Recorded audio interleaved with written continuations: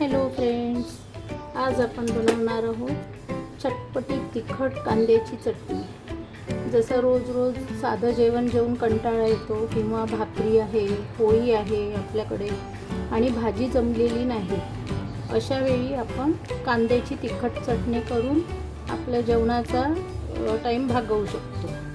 त्यासाठी लागणारे साहित्य: लाल तिखट, मीठ, कांदा, एक मोठा चिरलेला कांदा, थोडी कोथिंबीर आणि तेल, शेंगदाण्याचं तेल घेतलेलं आहे आणि थोडं पाणी लागेल।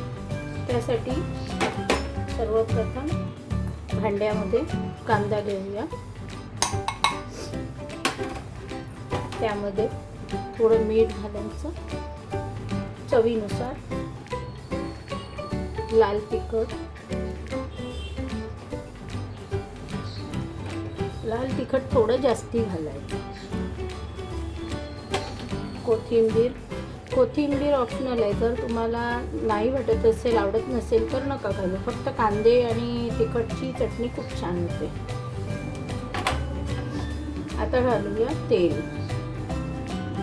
थोडं भरपूर घालायचं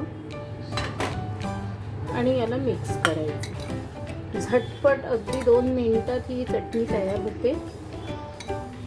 भाकरीसोबत, पोळीसोबत किंवा एखादी भाजी जमली नसेल, आपल्याला आवडली नाही, तर तोंडी लावण्यासाठी फारच छान आहे ही चटणी आणि झटपट तयार होते अगदी। यात आवडत असेल तर तुम्ही टोमॅटो घालू शकता। आता ही मिक्स केल्यानंतर याला अजून पण तिखट टाकलं, तुम्हाला जेवढं आवडत असेल तेवढं टाकलं तरी चालेल। थोडंसं 1 चमचा पाणी टाकायचं, बस 1 चम्मच पाणी टाकल्याने काय होते, एखादा ठसका लागत नाही आणि तिखट त्यामध्ये छान मुरतं। 2 मिनिटासाठी ठेवायचे आणि लगेच वापरू शकता। मग झाली आपली झटपट चटणी तयार, कांदा चटणी। पण कांदा चटणी भाकरीसोबत सर्व करूया।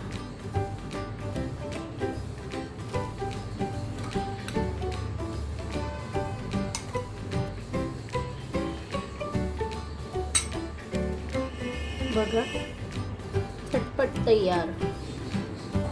नक्की करून बघा, आवडली तर लाईक आणि शेअर करा।